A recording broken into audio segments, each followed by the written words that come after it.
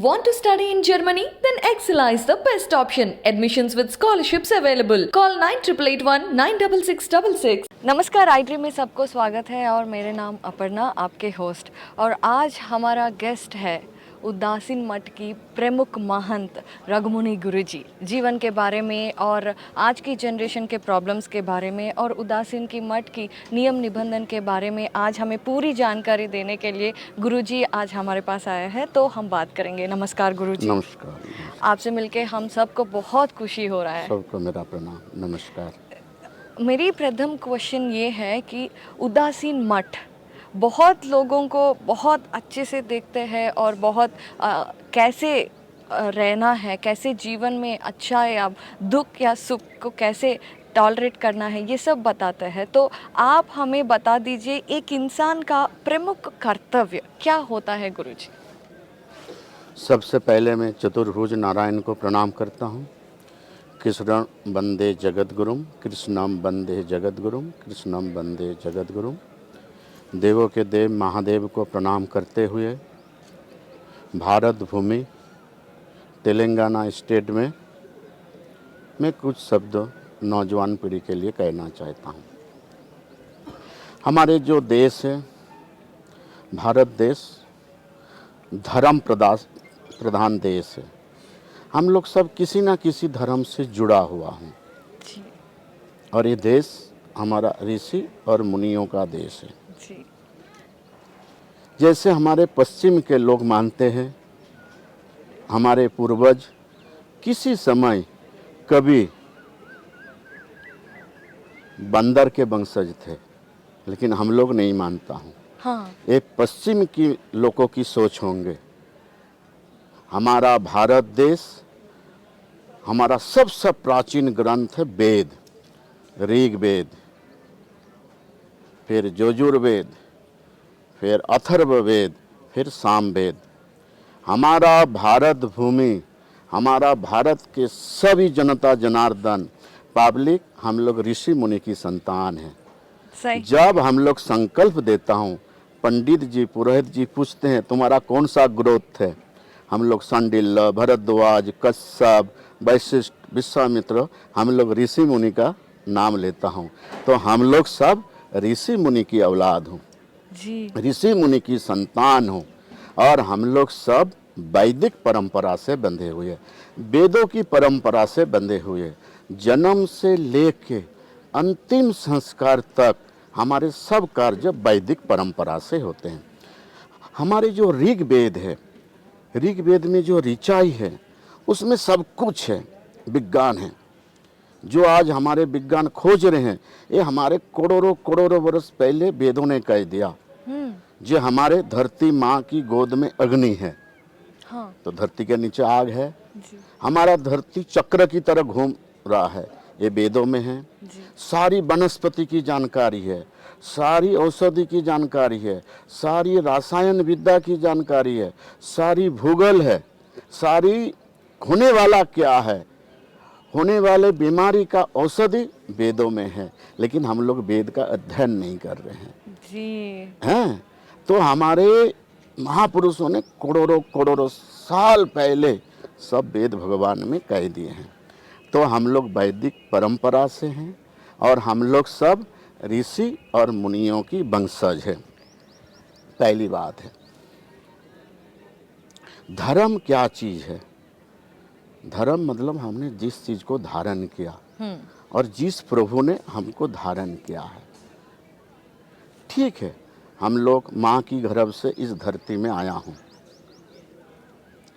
माता पिता से बढ़कर परमात्मा भी नहीं है, ना माँ से बढ़कर चतुर्भुज नारायण भी नहीं हो सकती। अगर माँ नहीं होती तो हम लोग चतुर्भुज नारायण को कैसे जानते।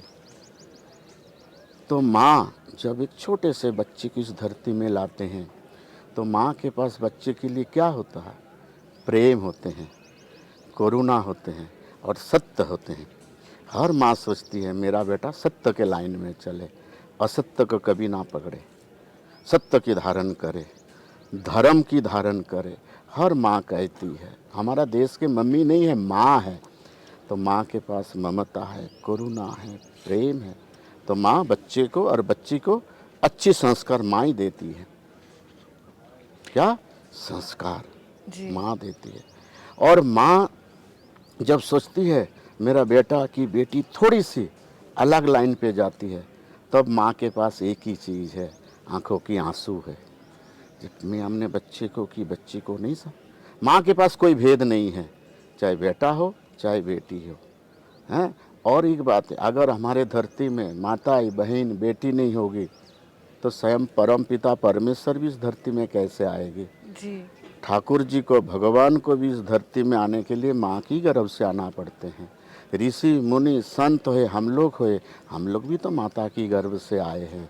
इसीलिए हमारी जो माँ है, माँ से बढ़कर जगत में कोई नहीं। अगर माता नहीं होती तो हम इस जगत को, धरती को, धर्म को, विज्ञान को, किसी को कुछ नहीं समझ पाते। इसलिए मैं नौजवान पीढ़ी को आज एक मैसेज देना चाहता हूँ, सबसे पहले अपने माता और पिता को ख्याल करो। अगर घर में माँ बुजुर्ग है और बेटा जा रहे मंदिर में, मैं अपनी जिम्मेदारी के साथ कह रहा हूँ, अगर कोई बेटा मंदिर में जा रहा है और माँ बुजुर्ग कह रही बेटा मेरे पास 10 मिनट बैठ जा, और वो बेटा अगर माँ के पास 10 मिनट बैठ गई तो समझ लेना उनको 33 करोड़ देवी देवता का दर्शन हो गया। जो माँ अंदर से दुआई देगी वही परमात्मा का दर्शन है। और माँ की बद्दुआ लेके अगर कोई मंदिर में जाते तो परम पिता परमेश्वर खुश नहीं होगी।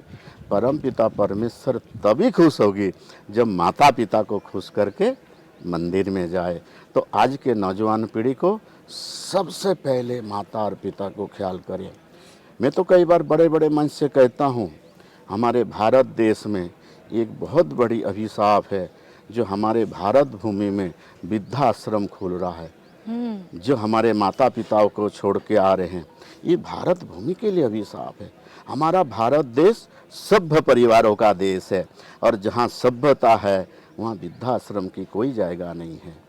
तो मैं आपकी चैनल से एक मैसेज देना चाहता हूँ, कोई बच्चे जाने अनजाना में गलती से किसी भी माता पिता को अगर वृद्धाश्रम दे आए, तुरंत उसको लेके आए, अपने आँखों के आंसू से उस माता पिता के चरण को धुले, और घर में लाके जैसे अपने बच्चों से स्नेह करते हैं उसी तरह से वो माता और पिता की सेवा करें। गुरुजी, आप बहुत अच्छा संदेश दिया है, लेकिन आजकल के जनरेशन में बहुत सारे लोगों ने, टीचर्स पढ़ाई हो रही है लेकिन बुक्स का, साइंस का, मैथ्स का, सब्जेक्ट्स का पढ़ाई हो रहा है, ये सब बोलने के लिए एक गुरु की आवश्यकता बहुत है। तो आप मुझे बता दीजिए, क्योंकि आपका उदासीन मठ का गुरु परंपरा है और सब गुरु के वजह से ही ये संस्कार पाया जाता है, तो गुरु एक इंसान के जीवन में कितना मुख्य पात्र होता है और कैसे एक गुरु के चरण के ये नमस्कार करने से और चरण के कृपा से कैसे हम जीवन में अच्छे से रह सकते हैं। सबसे पहले मैं उदासीन संप्रदाय के बारे में थोड़ा बताना चाहता हूँ। जी। उदासीन का मतलब ये नहीं जीवन से निराश हो जाना, ये ऋग वेद की शब्द है। उद जमा आसीन। हाँ। उद मतलब कहाँ से उत्पत्ति हुआ, आसीन मतलब क्या है। उद मतलब प्रकट, प्रकट ब्रह्मा से हुआ है। उद मतलब ब्रह्मा, आसीन मतलब लीन, लीन का मतलब चिंतन। हाँ तपस्या करो, उस परम पिता परमेश्वर की चिंतन करो, जी। ब्रह्मा की चिंतन करो, परम पिता परमेश्वर की चिंतन करो, परम पिता परमेश्वर की साधना करो, चिंता नहीं करो। यहाँ थोड़ा सोचने की बात है। चिंता और चिंतना। चिंतन। Correct. उदासीन का मतलब इस संसार में रहते हुए, संसार से भागने की जरूरत नहीं है, संसार में रहते हुए, इस धरती में रहते हुए, इस धरती माँ की सेवा करते हुए उस परम पिता परमेश्वर की चिंतन करो, उसको कहते उदासीन। हाँ सही है। और उदासीन की जो बेटा शुरुआत हुई जब ब्रह्मा जी ने 4 मानस पुत्र की उत्पत्ति किया मन से, सनक, सनंद, सनातन, सनत कुमार, सनक, सनंदन, सनातन, सनत कुमार, चारों को जब मन से जाओ जगत की रचना करो, तो चारों ने कहा प्रभु ब्रह्म देवता हम लोग को तप करना और साधना करना, ना तप और साधना से सब कुछ मुक्ति शरीर की मिल सकते हैं। तो चारों ऋषि कुमार जो तप में चले गए, वहाँ से उदासीन संप्रदाय शुरुआत हुए। ये करोड़ों करोड़ों वर्ष प्राचीन संप्रदाय है। फिर हमारे यहाँ आचार्य परंपरा जो है, समय समय पे कोई 1000 बरस साल, कोई 500 साल, कोई 2000 साल बाद आचार्य होते। जो भी हमारे आचार्य जो हुए अभी से 527 साल पहले हुए, बाबा श्रीचंद जी भगवान 527 साल पहले, उनसे भी पहले हुए बाबा श्रीचंद जी महाराज जी 149वां आचार्य हुए। हाँ 149वां, उससे पहले 149 आचार्य हो चुके, कोई 1000 साल पहले, कोई 2000, कोई 500। अभी बाबा श्रीचंद जी को 527वां साल ही हो रहे हैं और बाबा जी हमारे 149वां आचार्य है। तो बाबा श्रीचंद जी महाराज जी हमारे आचार्य हैं। और उदासीन संप्रदाय के लगभग पूरे हिंदुस्तान में आश्रम है। और सबसे ज़्यादा आश्रम हमारे जो तो पाकिस्तान में, बांग्लादेश में चले गए। जो बड़े बड़े विशाल राजवाड़ा थे, 25-25 हजार एकड़ ज़मीन, ये तो जैसे यहाँ 550 एकड़ ही है, वहाँ 25-25 हजार एकड़ की एक जो सिंधु नदी के बीच में, आप नेट पे देखना, साधु बेला, बड़ा प्राचीन।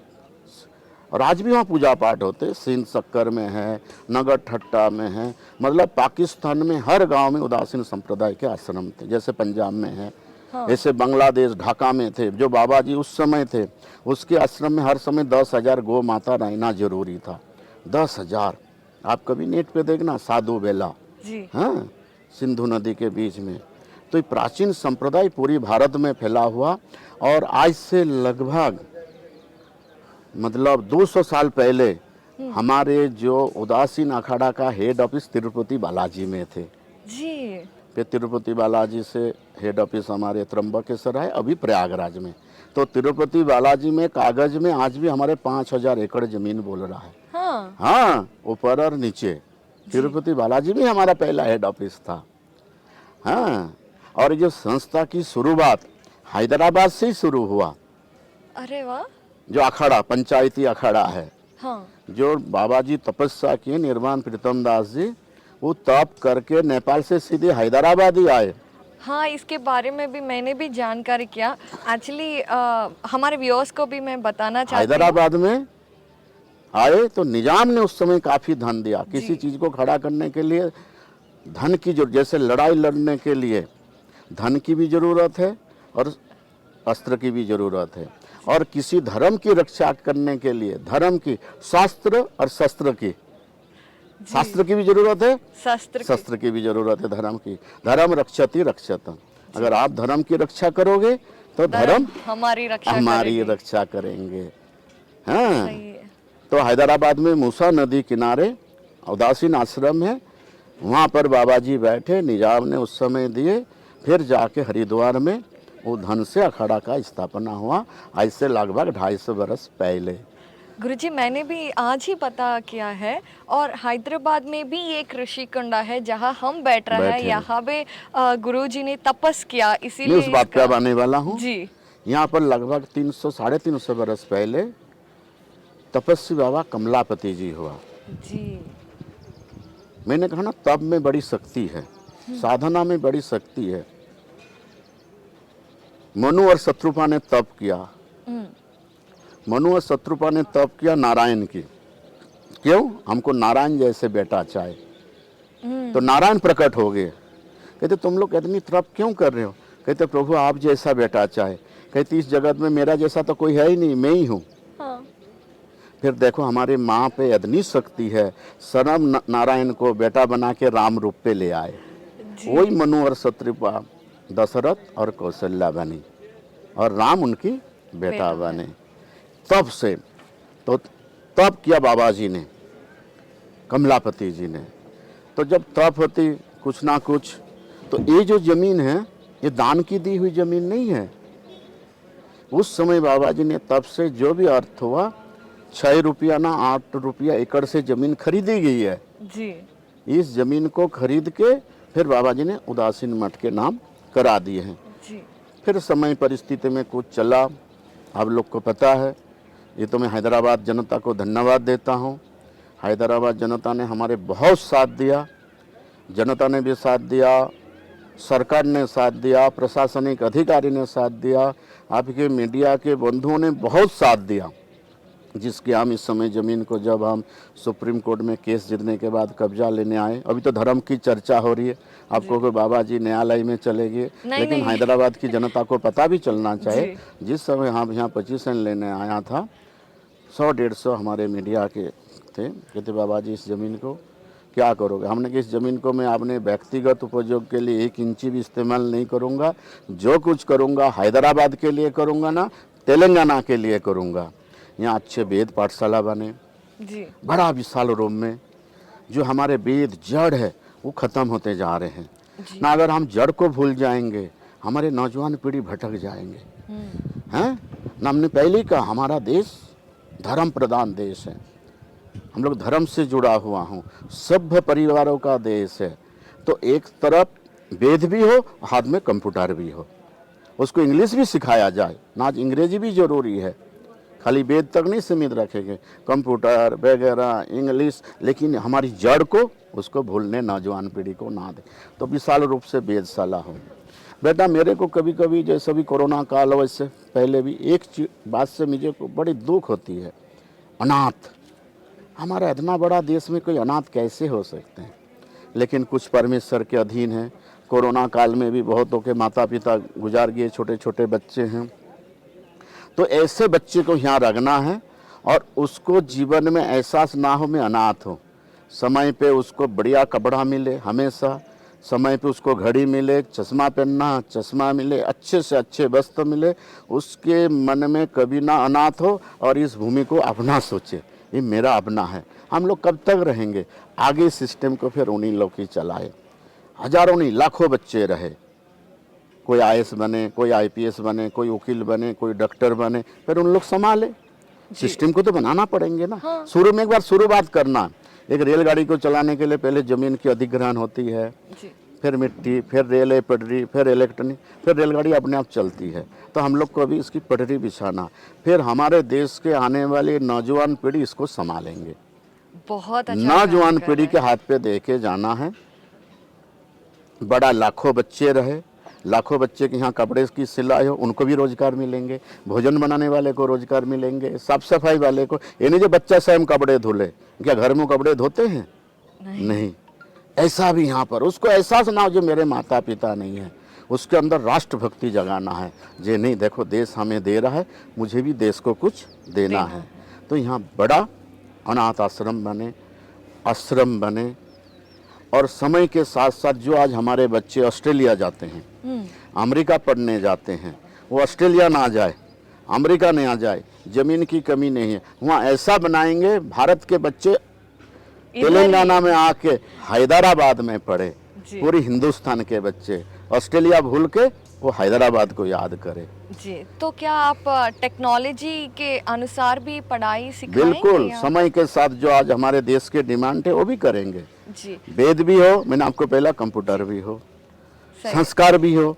हाँ। वेद हमारी संस्कार है, भागवत हमारे संस्कार, हमारे पुराण हैं उसकी संस्कार हो, उपनिषद की चर्चा ही हो, हाँ, और इधर ये भी हो, हाँ, जो हमारे बच्चे दुनिया में जाए, जो हमारे भारत माँ के संतान हैं। गुरुजी आप जब बोल रहा है ये सब हमें तो बहुत खुशी मिल रहा है, क्योंकि आगे 10-15 साल में आप जो बोल रहा है ये सब पूरी हो जाए और आपके मन से जो इच्छा किया है ये सक्सेसफुल होके रहे। और मैंने सुनी हूँ कि यहाँ पे गौशाला भी बन रहा है, गौशाला भी बनना और गौशाला का आजकल की सोसाइटी में बहुत ज़रूरी पड़ रहा है। गौ माता को बहुत दुख मिल रहा है, क्या उसका एक सिस्टम बनाएंगे बेटा जी? गौशाला बनाएंगे, उसकी बड़ी स्टब रखेंगे, कुछ उसके लिए ऐसे गाड़ी बनाएंगे, मैंने तो पूरे भारत देश में देखा हूँ, और उसकी फ़ोन नंबर जहाँ जहाँ हम लोग दे देंगे। कहीं पर भी जैसे पैर सफाई हो गया, गौ माता वहाँ पर बुरी स्थिति में है, उसको गाड़ी जाए, गौशाला के लोग जाएंगे, उठा के ले आएंगे, उनकी जैसी चिकित्सा की ज़रूरत है, जैसी उसकी खाने की ज़रूरत है, यहाँ उसकी व्यवस्था होगी। ये नहीं जो गाय पाल के उनके हम दूध बेच रहा हूँ, गौ माता की, गौ हमारी माँ है, ये हमारे वेदों में भी है, पुराने भी है। और गौ माता की जब सेवा होगी, गौ माता अंदर से जो दुआई देगी, वो भारत की उन्नति होगी। समय पे बारिश होगा, महामारी नहीं फैलेंगे, गौ की दुआ से भारत में महामारी दूर हो जाती है, हमारे शास्त्र में है। तो उसके लिए इस ढंग से गाड़ियाँ भी बनाएंगे, तुरंत फ़ोन आए, हैदराबाद से बाहर से भी फ़ोन आएंगे, गौ माता को उठा के ला के उसकी इलाज होंगी। और देखो ज़मीन की यहाँ कमी नहीं है जी। हाँ। और एक बात बोल दूं आपको मीडिया के माध्यम से, यहाँ मोर बहुत है, आप लोग नहीं देखे। हमने आर्किटेक्ट से नक्शा बना रहा हूँ, मोर के लिए भी कहा 50 एकड़ जमीन रखना है। हाँ। और उसकी जंगल को और बनाना, अच्छे अच्छे पेड़ लगाना है, उसके लिए पानी की व्यवस्था हो, दाने की डालने की व्यवस्था हो, तो 50 एकड़ जमीन पंछियों के लिए रखेंगे। बहुत अच्छी बात हम लोग है। मोर के भी खिलाफ नहीं, मैं तो बहुत पशु पंछी की प्रेमी हूँ बचपन से, तो मोर के लिए भी 50 एकड़ जमीन बड़े ढंग से, और उसमें पेड़ खूब लगा देंगे, और छोटे छोटे पंछियों के लिए घर भी बना देंगे, जो उसके बच्चे गिरे ना, मरे ना, कोई दूसरी पंछी उसको खाए ना। ये सब प्लानिंग में है बेटा। जी, इसके लिए हमारे हैदराबाद के लोगों से, गवर्नमेंट से, व्यवस्था से आप क्या एक्सपेक्ट करते हैं, मतलब क्या सहकार होना चाहिए? देखो हैदराबाद के जनता से हमारे यही है, वो दिल से जुड़े, सेवा की भाव से जुड़े। सेवा से बढ़कर कोई धर्म नहीं है, सिर्फ सेवा करे, दिल से जुड़े। और प्रशासनिक अधिकारी भी सेवा से जुड़े, धन दे नहीं दे उसकी विषय नहीं, सेवा से जुड़े। यहाँ की सरकार सेवा से जुड़े, कोई अड़चन ना आने दे। और आपके जो लोकल विधायक जी है वो भी बड़े लगे हुए हैं सेवा से, मेरे से मिले, मुझे आश्वासन भी दिए, महाराज जी हम कोई तकलीफ नहीं आने दूंगा। काफ़ी देर हम लोग बैठे, आप भी लगे हुए। तो हमारा मतलब है, मैं किसी एक पार्टी पॉलिटिक्स की बात नहीं कर रहा हूँ, मैं हैदराबाद जनता की, तेलंगाना की जनता की, पूरी भारत की, भारत के विदेश से भी अगर बच्चा पढ़ने आए, यहाँ से मैसेज लेके जाए, ऐसा व्यवस्था देने के लिए मैं बैठा हूँ। बहुत अच्छी बात है गुरुजी। मैं ये क्वेश्चन पूछना चाहती हूँ। और पूछो बेटा। ज़रूर ज़रूर। लेकिन जब ये केस हो रहा था, ये एक्चुअल में आपका ही ज़मीन है, लेकिन जब मैं धर्म की बात कर रही हूँ तो बहुत लोग बोलते हैं कि जब हम संन्यास होते हैं, आपके साथ बुरी भी हो तो चुपचाप चले जाना चाहिए, ऐसा बोलते। लेकिन सत्य के स्टैंड लेना बहुत ज़रूरी होता है। तो आप सही लीगल प्रोसेस में जाके, ये जो आपका है हमारा सबका है, तो आपने पाके अभी सब के लिए अच्छा करने चाह रहा है। तो मैं ये पूछना चाहती हूँ कि धर्म अगर अधर्म हो रहा है तो स्टैंड लेना कितना ज़रूरी है? देखिए, आपने तो गीता के 18 अध्याय सुने ही हैं, भगवान स्वयं चतुर्भुज नारायण भी धर्म का साथ दिया जी हैं, अधर्म का साथ नहीं दिया जी। अगर मैं यहाँ पर चुपचाप बैठ जाता तो मैं शायद अपनी नज़रों से गिर जाता। जो हमारे पूर्वजों ने इतना तप करके इस संपत्ति को बनाया, मेरा दायित्व हमने रक्षा नहीं कर पाया जी। मैंने दूसरी रास्ता नहीं अपनाया। हमारा तो भारत देश है, हम लोग जज साहब को भगवान का दर्जा दिया। कहते नहीं, अरे ठाकुर जी की, राधा कृष्ण की कितनी अच्छी मूर्ति है, राम की कितनी अच्छी मूर्ति है, लक्ष्मी नारायण की कितनी अच्छी मूर्ति है, अभी आपके यहाँ पर बना रामानुज की कितनी अच्छा मूर्ति है। लेकिन हम लोग जज साहब के आगे भी नई मूर्ति, न्याय मूर्ति। सही है, आप बात सही कहा। तो जज भी हमारे भगवान का रूप है। तो हमने बोला ये धर्म की लड़ाई हम भगवान के पास जाएंगे। हमने निचली अदालत पे लड़ा, धर्म ने हमारे साथ दिया, हाई कोर्ट में गए, परमात्मा ने हमारे साथ दिया, सुप्रीम कोर्ट में भी गए, हमारे साथ दिया। बेटा अगर हम ऐसा चुपचाप चले जाते तो मैं अपने नज़रों में गिरता। ये हमारे पूर्वजों की धरोहर। हाँ, मैं किसी की अगर जबरदस्ती दल बल हैदराबाद के लिए कब्जा करता, वो अधर्म होता जी। मैं अपने संपत्ति की रक्षा कर रहा हूँ, हमारे पूर्वजों की रक्षा कर, ये हमारी दायित्व है जी। ये हमारे दायित्व गीता में पूरा लिख के दिए गए। भगवान स्वयं 18 दिन समय को रोक दिया और अर्जुन को उपदेश दिया है। और गीता को अगर आप खोलोगे ना, सब कुछ मिलेंगे। ठाकुर जी ने गीता में ऐसा कुछ भी नहीं छोड़ा, जैसे भागवत महापुराण में कुछ भी नहीं छोड़ा है। तो धर्म के रक्षा के लिए हमने किया, लेकिन हमने गलत इस्तेमाल नहीं किया, हमने डंडा नहीं उठाया जी। सही है। नई व्यवस्था के हिसाब से किया, अरे मेरा अधिकार है। न्याय मूर्ति ने कानून के हिसाब से, उस परमात्मा की कृपा से हमारे पक्ष में डिसीजन दिया है, तो हमारे धर्म है। हाँ, अगर इस संपत्ति को हम बेच के खुरुद बुरुद करता हूँ, हम दूसरी तरफ भोग विलास में जाता हूँ तो हम पूर्वजों के जाके चेहरा दिखाने लायक नहीं रहूँगा। जी। हैं? पूर्वजों के संपत्ति को जनता जनार्दन की हित में करूँगा तो मैं अच्छी तरह से अपने पूर्वजों को भी चेहरा दिखाऊंगा, गुरुजी के आगे भी चेहरा दिखा सकता, अपने माता पिता को भी चेहरा दिखा सकता हूँ। देखो कोई गलत काम करके नहीं आया हूँ, सही है। तो हमारे पूर्वजों को भी तो चेहरा दिखाना है। तो बहुत अच्छे बात किए हैं आप, बहुत अच्छा बताया गया है। गुरुजी, भूमि पूजा हो रहा है कल, तो इसके बारे में हमारे व्यूअर्स को थोड़ा आप बता हाँ, सकते हैं? हमारे धार्मिक ग्रंथ के अनुसार जब आप लोग भी घर में घर बनाते हैं, बंगलो बनाते हैं, पूजन करते हैं, हाँ। और कुछ रतन भी डालते हैं जब मकान बनाते हैं, तो ये भूमि है, भूमि को भी जगाना पड़ता है। ये हमारी माँ है, तो सबसे पहले हमारे माँ से आशीर्वाद लेके, धरती माँ से आशीर्वाद लेके, उसको आह्वान करके वैदिक परंपरा से वेद पाठी बैठे हैं। चारों वेद, वेद स्वयं ब्रह्म वाक्य नारायण की कंठ से निकली हुई है। वेद भगवान को आह्वान करके सारी देवी देवताओं के हवन के द्वारा आह्वान करके उनकी आशीर्वाद लेके शुभ कार्यों को करना चाहे, तो यहाँ पर जो कार्य होगा शुभ होगा। तो वैदिक परंपरा से भूमि पूजन करके वेद पाठियों के द्वारा जो कार्य हो रहा है, माँ की, धरती माँ की आशीर्वाद लेके, ये माँ अब रक्षा करना, कोई गलत काम नहीं होने देना, शुभ ही शुभ करना।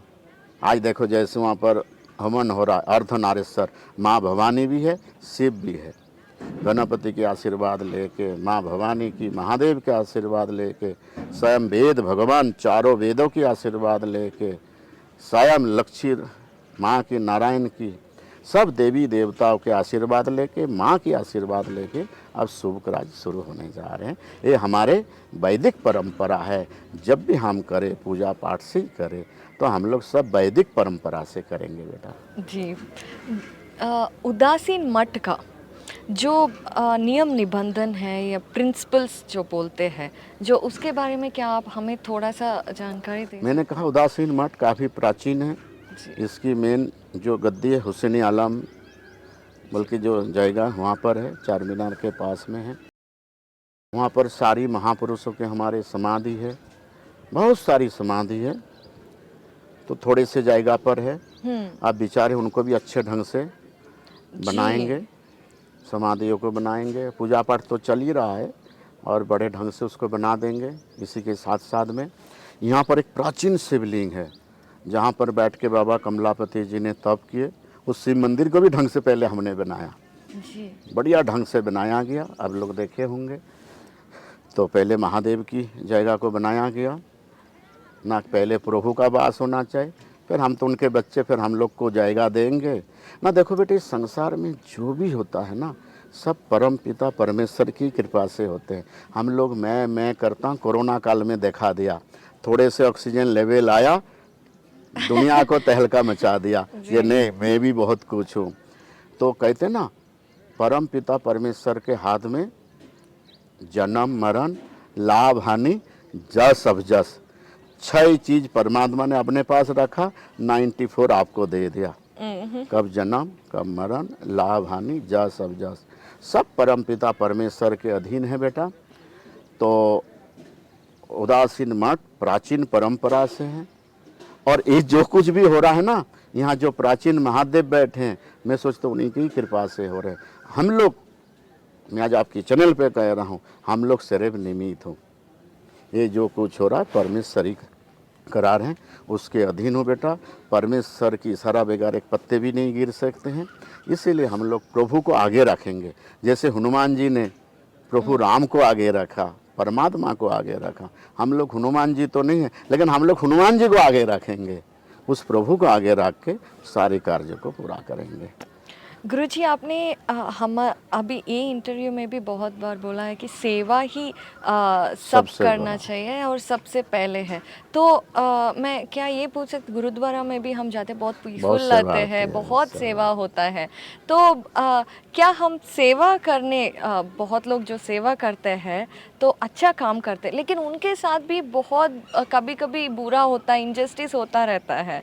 तो ऐसा क्यों होता है? रामायण काल में राम की सेवा लक्ष्मण ने बहुत किया, जी। लेकिन सबसे ज़्यादा लक्ष्मण को सुनना पड़ा। हाँ। शत्रुघ्न को सुनना नहीं पड़ा, हाँ। भरत को सुनना नहीं पड़ा।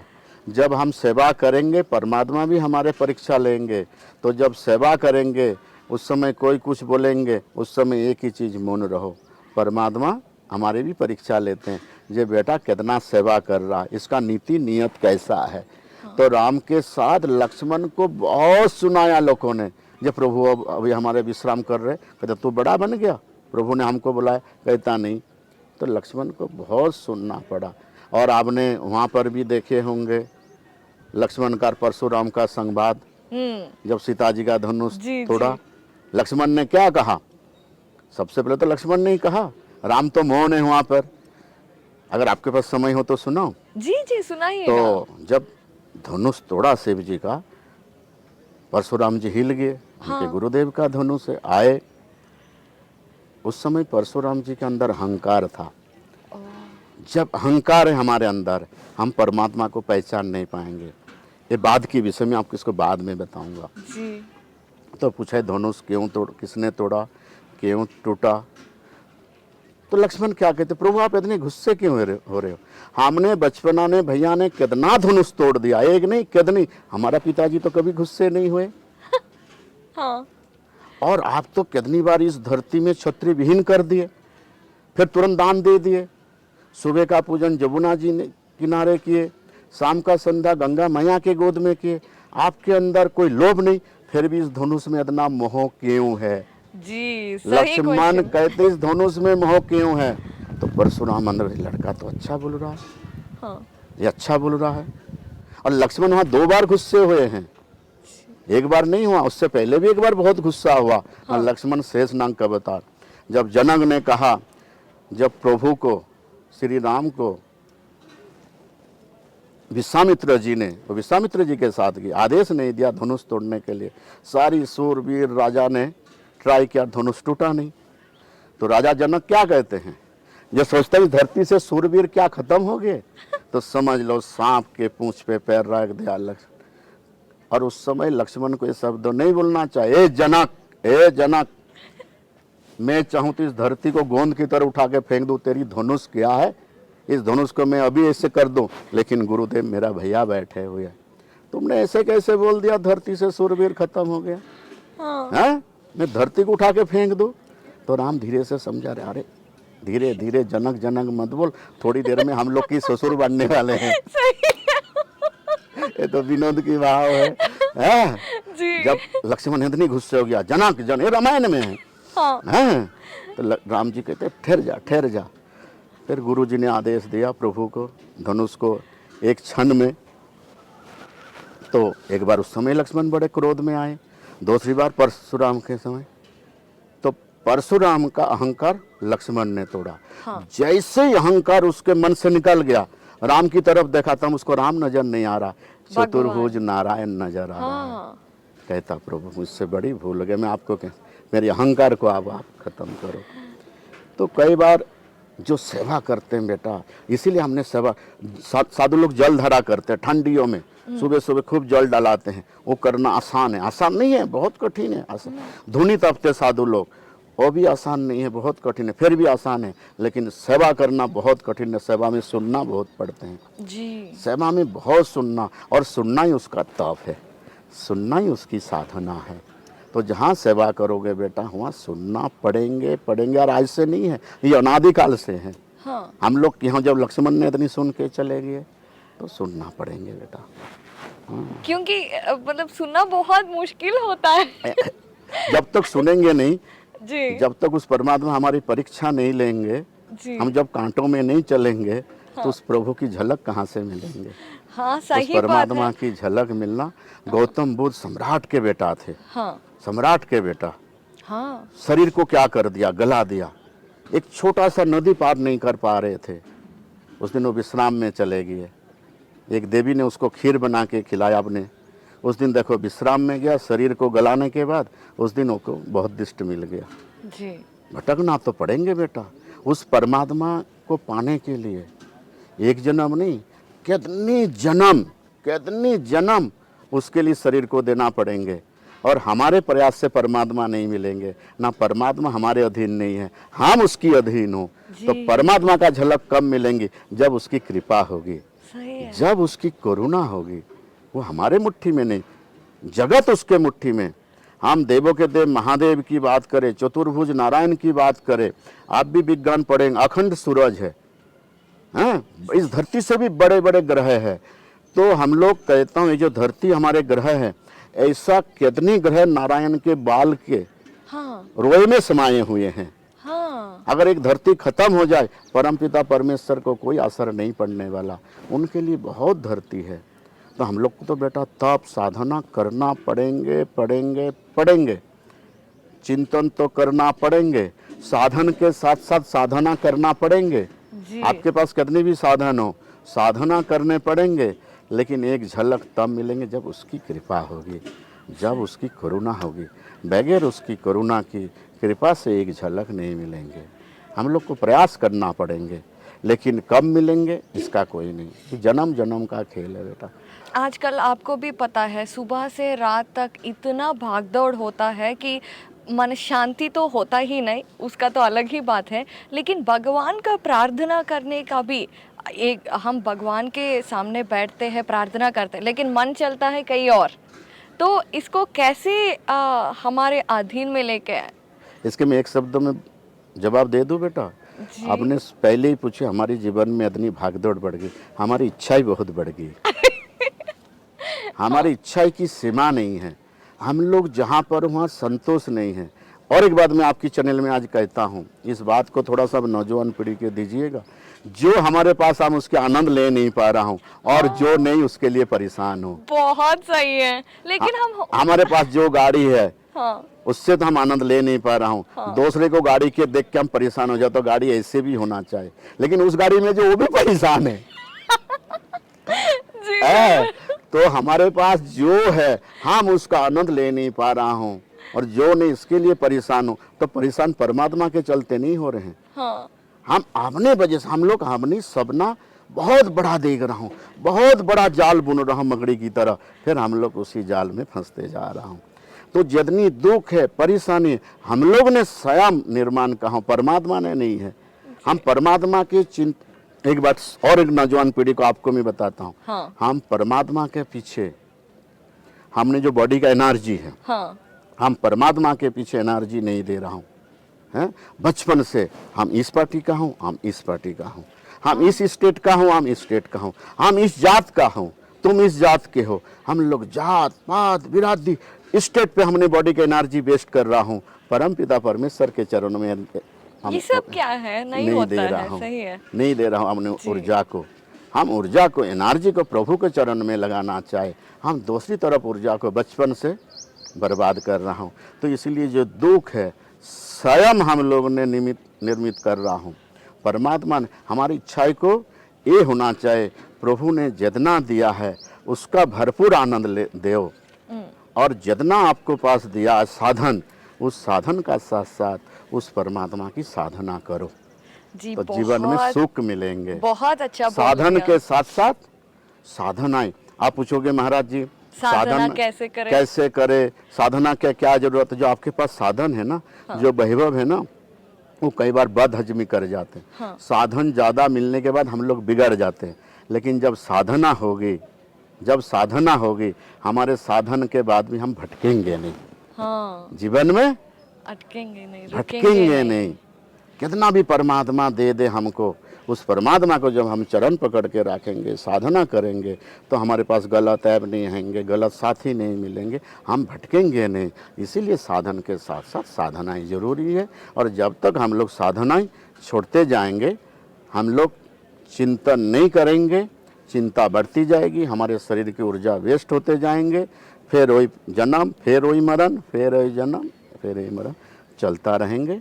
हम लोग परम पिता परमेश्वर को चिंता करें। मैं आखिर में परम पिता परमेश्वर के चरणों में ही प्रार्थना करता हूँ, हमारे देश के नौजवान पीढ़ी को, पूरी भारत के नौजवान पीढ़ी को, तेलंगाना की नौजवान पीढ़ी को, हैदराबाद की नौजवान पीढ़ी को परमात्मा खूब कृपा बनाए रखे, प्रभु भक्ति दे, अपने माता पिता के चरणों में भक्ति दे, माता पिता की सेवा करे, बड़ों की सम्मान करे, बराबर वालों से प्रेम करे, छोटे बच्चों के साथ स्नेह करे। इसी के साथ ही मैं अपने वाणी को विराम देता हूँ। वो परम पिता परमेश्वर के चरणों में प्रणाम करता हूँ। गुरुजी, आपने बहुत अच्छे विषय हमें बता और अगर दिया कुछ गया पूछना तो है। पूछे जाओ, आधी रात रात भर पूछो। गुरुजी, आप साधना के बारे में बता दिया, भगवान जी को कैसे प्रार्थना करना है ये भी बता दिया। तो हम जब चिंता होता है जीवन में, आजकल हार्ट अटैक्स हो, शुगर हो, बीपी हो, सब हमारे मानसिक संतुलित इधर आपने उधर गलती होने से बढ़ा। जी, तो चिंता छोड़ के शांति से रहना, आपको देखती हूँ तो आप बहुत पेशेंस के साथ हम मेरी सारी क्वेश्चंस का जवाब दे रहा है। तो इतना शांत मूर्ति कैसे बने जीवन में? ये सिंपल सा क्वेश्चन है लेकिन बहुत बड़ा आंसर हो सकता है। आपके अंदर आत्मा में प्रेम होना चाहिए। जी, आपके अंदर आत्मा में प्रेम होना चाहिए। इसके मैं एक उदाहरण के साथ समझाना चाहूँगा आपको। आपने तालाब में कमल के फूल खिलता हुआ देखे हैं? हाँ, आप कमल का फूल को देखो बेटा, जब कमल का फूल इतना सुंदर है, उसकी माँ जननी वो किच्चड़ कितनी सुंदर होगी। हाँ, हम किच्चड़ को ना देखें, हम अगर किच्चड़ को देखेंगे, ये किच्चड़ क्या कमल की फूल पैदा करेगी, जी। हम धोखे में रह जाऊंगा। मेरी स्वभाव है, मैं हमेशा कमल के फूल को देखता हूँ और उस किच्चड़ को बार बार प्रणाम करता हूँ, कितनी सुंदर होगी जिसने हमें इतना सुंदर कमल दिया है। तो अंदर दिल में, हृदय में प्रेम होना चाहिए, करुणा होना चाहिए, सत्य होना चाहिए। सत्य के साथ आप चलो, प्रेम के साथ चलो, करुणा के साथ चलो। और आप लोग की उम्र के वालों की भी एक मैं मैसेज देना चाहता हूँ, दे दूं? जी ज़रूर। पति और पत्नी का रिश्ता क्या होना चाहिए? इसके बारे में तो बहुत बात होगा। तो पति और पत्नी का रिश्ता आज तक आपने सुने नहीं होंगे। सिर्फ 3 रिश्ता होना चाहिए, जी, ज्यादा नहीं, हाँ, 3। पहला भरोसा, एक दूसरे के साथ भरोसा। जी, भरोसा के बगैर गृहस्थी के गाड़ी नहीं चलेंगे। हाँ, फिर एक दूसरे के प्रति श्रद्धा, हाँ, एक दूसरे के प्रति श्रद्धा, श्रद्धा क्यों होनी चाहिए? हमारे यहाँ वंश परंपरा में पहले ही कहा, भगवान, संत, ऋषि मुनि कोई भी आएंगे माँ की गर्भ से आएंगे। तो इसीलिए एक दूसरे के साथ भरोसा हो और साधना के साथ नई पीढ़ी को लाया जाए। पहले भरोसा, श्रद्धा, जी, मतलब तब से, साधना से। हमारे पहले ऋषि मुनि कहेगी, आज विज्ञान भी मान रहे हैं, करोड़ों करोड़ों बरस से हमारे ब्रह्मांड में आत्मा भटक रहा है, संस्कारी माता और पिता नहीं मिल रहा है। जैसे मैंने आपको पहले कहा, मनु और शत्रुपा ने तब से नारायण को बेटा बनाया। पहले भरोसा, श्रद्धा, श्रद्धा से नई आत्मा को तप करके साधना से ऊर्जामान चाहे बेटा बेटी को लाया जाए। पहले भरोसा, फिर श्रद्धा, फिर एक दूसरे के प्रति समर्पित। मैं करोड़पति बाप का बेटा, मैं करोड़पति बाप की बेटी। रहना तो तुम्हें पति पत्नी के साथ ही, करोड़पति के साथ रहना नहीं है। नहीं है, सही है। पहले भरोसा, श्रद्धा, समर्पित। जहाँ समर्पित होगा वहाँ प्रेम होगा, एक दोनों के अंदर चमक आएगी, एक एनर्जी उत्पन्न होगा और उस घर में लक्ष्मी अलग से वातावरण होगा। हम लोग किसी घर में, आप भी जाती हो तो मन नहीं लगता, चलो ऐसे घर में जाओगे सोचोगे यहाँ ही रहो जहाँ पर भरोसा, श्रद्धा और समर्पण, 3 चीज होना चाहिए। और 3 चीज अगर पति पत्नी में हो गया तो घर ही मंदिर है, कहीं भटकने की उसकी जरूरत नहीं है। जी, आपने आजकल के डिवोर्स भी बहुत ज़्यादा हो रहा है, तो आपने ये भी संदेश बहुत अच्छा दिया है। पहले भरोसा हो, श्रद्धा हो, समर्पित हो। गुरुजी, आपने सारे चीज़ों का बहुत अच्छा जवाब दे दिया और हमें बहुत सारे विषय के परिज्ञान भी दे दिया। और आखिर में एक बात कहता हूँ, जी, गीता में पहले ही हैं। धृतराष्ट्र संजय से पूछ रहे हैं, हाँ देखो कुरुक्षेत्र धर्म क्षेत्र में मेरे पुत्र पांडव पुत्र के बीच में क्या हो रहा है। हाँ पांडव जीवित ने उसके छोटे भाई है, और हमारे धर्म के हिसाब से छोटे भाई के भी बच्चे अब नहीं हैं, बड़े भाई के बच्चे भी अब नहीं बच्चे हैं। हाँ बुआ के लड़के मामा के लड़के सब भाई भाई। देखो वहाँ भेद है, मेरे पुत्र और मेरे भैया की पांडव पुत्र के बीच में क्या हो रहा। और बेटा जहाँ भी भेद होगा, चाहे छोटा और बड़ा हो, कुरुक्षेत्र के मैदान में जाना ही पड़ेंगे, महाभारत होगा ही होगा। और आखिर में संजय कह रहे हैं धृतराष्ट्र को, प्रभु जिसकी तरफ में भगवान श्री कृष्ण हैं और अर्जुन हैं, उसका जीत निश्चय है। जी कौन कह रहे हैं? संजय कह रहे हैं, रणभूमि में कह रहे हैं, कुरुक्षेत्र के मैदान में कह रहा है। मैं इसके साथ एक बात और जोड़ना चाहता हूँ। भगवान श्री कृष्ण स्वयं धर्म के देवता, स्वयं चतुर्भुज नारायण के अवतार है। वो हमारे हार्ट नहीं, हार्ट की धड़कन है। जी लेकिन भगवान ने बचपन में गायों को छोड़ा, गोपियों को छोड़ा। भागवत में गोपी गीत है, क्या करुणा की गोपी गीत है। जी भगवान ने रण भी छोड़ा, कुरुक्षेत्र के मैदान में प्रण भी छोड़ा, जिसमें अस्त्र शस्त्र उठा ही लिए। लेकिन जो हमारे भगवान की श्री चरणों में समर्पित हो जाते, भगवान उसको कभी नहीं छोड़ते, उसको अपने हृदय में बसा लेते हैं। तो हम लोग को उसकी चरण में जाने वाला वो समर्पित भाव है। सिर्फ 3 चीज हो जाए, सत्य प्रेम करुणा, जी हम भगवान हमको हमेशा अपने हृदय में बसा के रखेंगे, भटकाएंगे नहीं। आपने तो लाइफ के 3 सूत्र बता दिया गया है, तो ऐसे ही ये 3 सूत्र का पालन करते हैं तो हम शांति से रह सकते हैं। बहुत बेटा बहुत मैंने अच्छा। बहुत दुनिया देखा हूँ। जी अगर आपके बाद आप प्रेम है ना, हाँ तो आप सम्राट हो। अगर प्रेम नहीं जीवन में, हम कुछ भी नहीं हो। नहीं, आजकल ऐसा है कि जहाँ प्रेम है वहाँ का यूज किया जाता है और दुख दिया जाता है गुरुजी। वो थोड़ी समय के लिए। जी हम रास्ते में चलता हूँ, एक झरना देखता हूँ, एक ऐसी जगह देखता हूँ, वो जगह पीछे चढ़ जाते हैं, हमारा दिल में दिमाग में बैठ जाते हैं। हाँ। हम कई बार फूलों को देखता हूँ, हमारे दिमाग में बैठ जाती है। मोर नाचती है, हमारे दिमाग में बैठ जाती है। ये सब प्रेम ही तो उत्पन्न करता है। कौन क्या कर रहा बेटा नहीं जाना है, मैं क्या कर रहा हूँ, जी मैं क्या कर रहा हूँ है। अगर अर्जुन, ये पांचों भाई युधिष्ठिर, भीम, अर्जुन, नकुल, सहदेव ये सोचते हैं ये दुर्योधन क्या कर रहा है, तो उसके साथ कृष्ण कभी नहीं खड़ा सोचते मैं क्या कर रहा हूँ। हमसे कोई गलत काम तो नहीं हो रहा प्रभु, हमसे कोई गलत काम तो नहीं हो रहा है। जब भगवान श्री कृष्ण, देखो हमारे देश की माताई की आदर्श तो देखो, पूछ रहे हैं भगवान श्री कृष्ण कुंती को, बुआ लगती है, कुंती बुआ तुमने बचपन से दुख ही दुख देखी है, कुछ मुझसे मांग तो ले, जी हाँ कुछ मांग तो ले। आपने भी सुने। हाँ लेकिन कुंती बुआ देखो, हमारे माता की देखो ना आदर्श देखो, कहता बेटा देना है तो दुख दे दे। जब जब हम पे सुख आया तू छोड़ के चल दिया, और जब जब हमारे दुख आया तू मेरी और मेरी पुत्र की रक्षा किया है। हमारे माता ने दुख नहीं मांगा, दुख के साथ नारायण को मांग लिया। जी सही बात है, बहुत सही बात है। ये आदर्श को चलो ना बेटा। लोग क्या कह रहे, लोग तो कहेंगे, लोगों ने तो माँ सीता को भी नहीं छोड़ा, मीरा को भी नहीं छोड़ा, लेकिन मीरा को कहने वाले का आज कोई नाम निशान नहीं है। मीरा है, दादू है, फरीद है, नानक है, संत तुकाराम, गणेश सर, ठाकुर रामकिशन विवेकानंद, कबीर, फरीद, दयाल, ये सब अमर है। कहने वाले उसको भी नहीं छोड़ा, जी लेकिन उन लोग अमर हो गए, जी उन लोग सब अमर हो गया। अमर हो गए। हाँ, तो कौन क्या कह रहे उसमें मत जाओ। कुंती ने देखो क्या क्या दुख दे बेटा, आप दुख दे। सही है, दुख के साथ ही हमें नारायण का भी पता चलता है, नारायण उनका अपने को कृपा। पता चलेंगे कौन अपना है कौन पराया है। सही है। दुख में सुख में नहीं पता, सुख में तो बहुत मित्र बन जाएंगे। हाँ दुख में पता चलते हैं अपना कौन है पराया कौन है।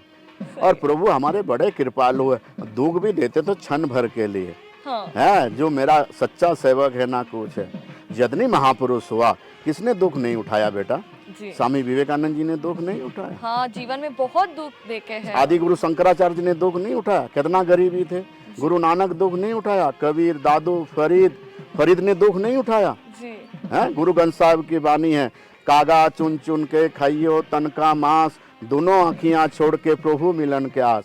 फरीद मरने को जा रहे, बिल्कुल शरीर जीर्ण शीर्ण हो गया, एक कुआ बैठा हुआ, कहता तुझे खाना मेरे शरीर का सारी मांस खा ले, हाँ, लेकिन आंख छोड़ देना, मुझे उस प्रभु का दर्शन करना, प्रभु मिलन का आस है। उनके आदर्श को तो देखो बेटा। बहुत। हाँ। आज तो मुझे बहुत उनके आदर्श प्रश्नों का, जीवन के प्रश्नों का जवाब आपने दे दिया। बहुत लोगों तो को ये इन्फॉर्मेशन बहुत दुख यूजफुल हमारा हो गया। प्रसाद है, वो क्षणिक भर के लिए आएंगे। जी। गुरुजी, अभी यहाँ पे यागशाला भी बन रहा है और होमम भी हो रहा है, तो क्या आपके साथ हम ये भी देख ली?